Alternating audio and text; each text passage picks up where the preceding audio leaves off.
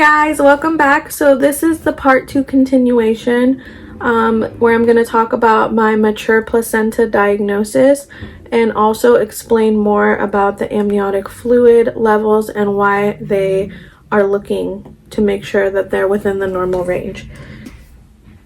So I was diagnosed with a mature placenta, and the way I found out was at this time, this was before COVID restrictions were set in place. So I would switch off taking my mom and my boyfriend to my doctor's appointments.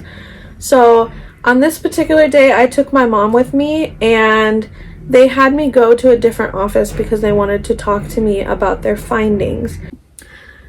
So my mom and I are waiting in this room, and the doctor comes in and she said, the baby looks healthy, he's growing, your fibroid at that point hadn't grown.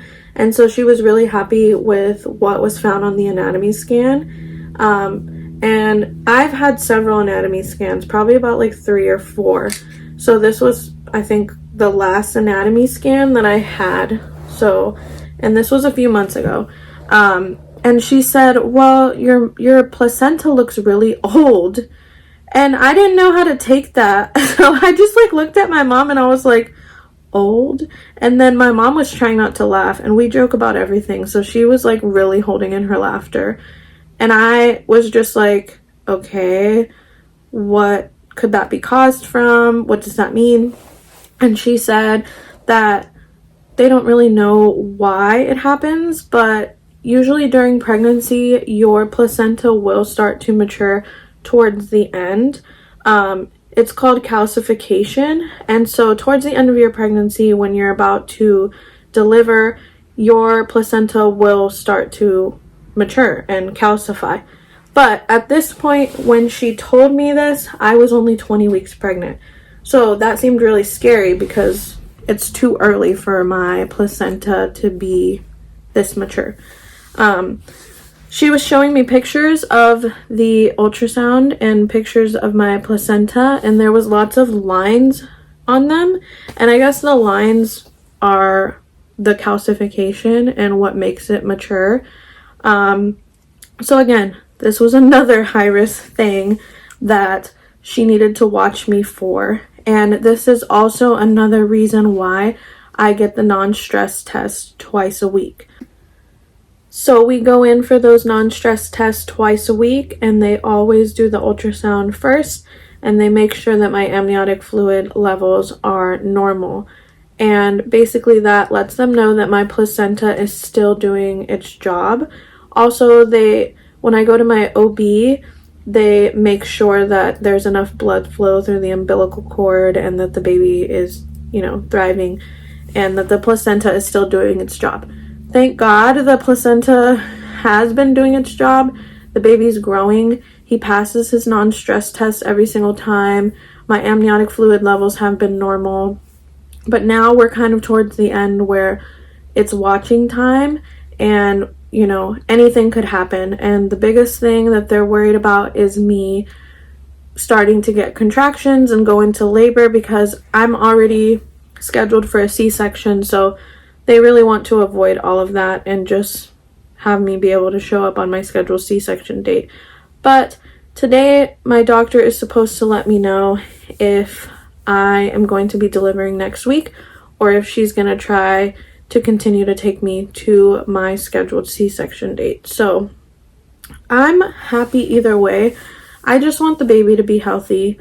Obviously, I want to meet him already and hold him. But if he needs to continue growing so that he doesn't have to go to the NICU and to ensure that his health is, still thriving, then obviously I want to keep him in there as long as possible. But we'll see what she says, because this is a really unique situation with my mature/old placenta and my,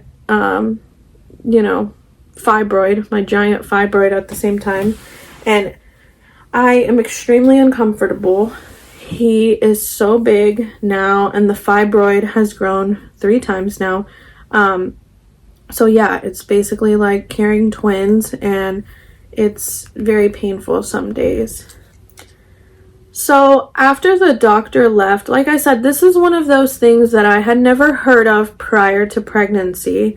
I asked my mom if she'd ever heard of this. She'd never heard of this. And she was making fun of me because the backstory with my mom is that she had all of her kids and was married by 25. I am 26, so I got pregnant when I was 25, but I just had my birthday last month, so I'm 26. So my mom has been bugging me since, I was in my early 20s, like, when are you going to have kids? When are you going to get married? And obviously I hadn't found the right person that I wanted to have kids with, and I was in college, and so she always told me, like, you're getting old, you're getting old. And so when the doctor told me that I had an old placenta, like after we left the office, she was like, I told you, you're getting old. And so we were just kind of like laughing about it in the car for like way too long because the joke of the day was like Angelica and her old placenta.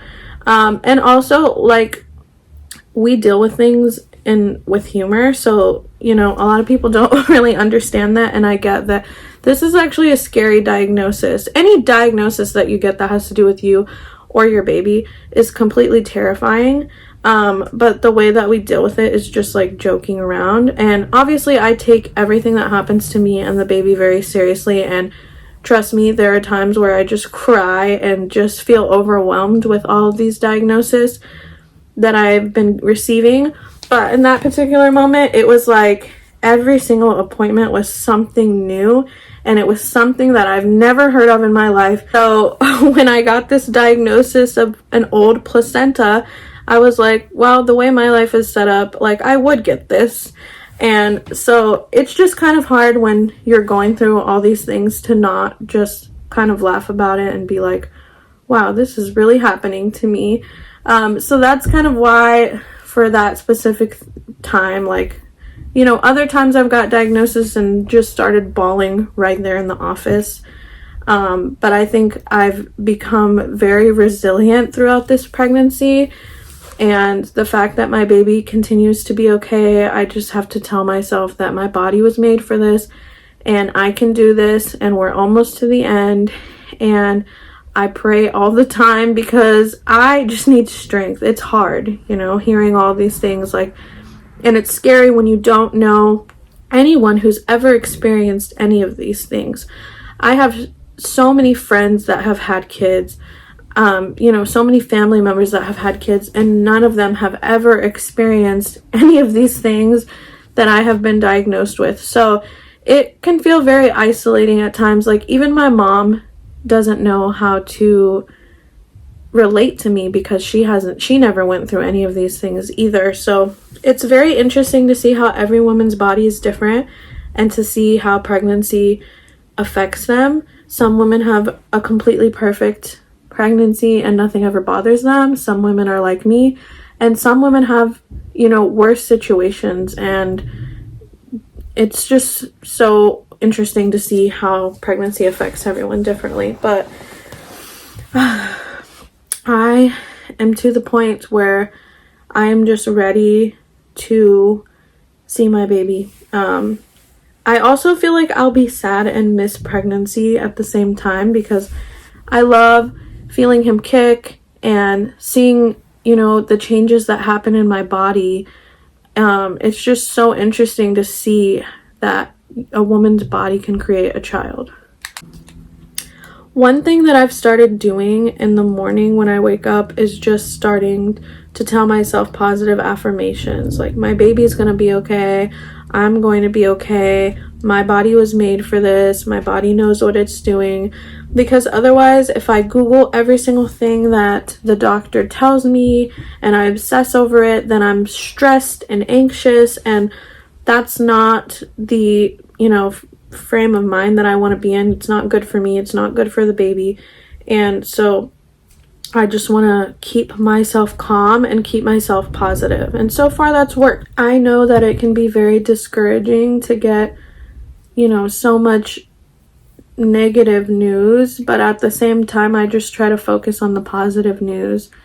And that has been that my baby continues to grow. He's doing fine. It's just my body that's breaking down.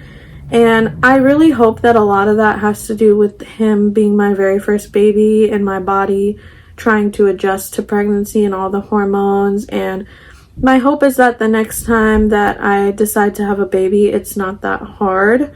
I'm trying not to let this experience scare me into having more kids, because I definitely would understand women who would be traumatized from pregnancies like this, because high risk pregnancies are very scary and they can be very isolating. No matter what support system you have around you. I thankfully have a very supportive family, a very supportive boyfriend. They're constantly taking care of me and going above and beyond to make sure that I'm in the right headspace and that I'm taking care of, the baby's taken care of.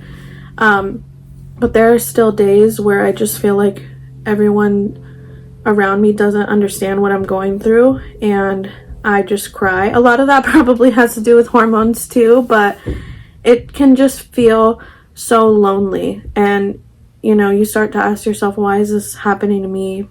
Why can't I just enjoy my pregnancy like the people on TV or like other moms I see?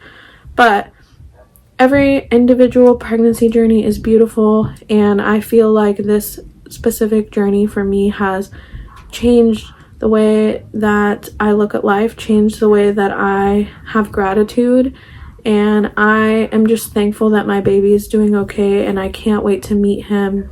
And I have matured a lot during this process and really just learned how to advocate for my own health, advocate for my baby's health.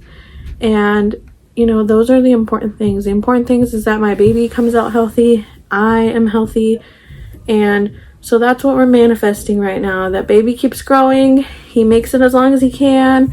When I have the C-section, it goes amazing, he's fine, healthy, and my recovery is quick, and that, everything will be okay. But yes, we have an appointment today, and who knows, we might be having a baby next week or in a few weeks, and hopefully it's all good news from there. But anyways, thank you guys so much for watching, and I hope to see you in the next video. Bye!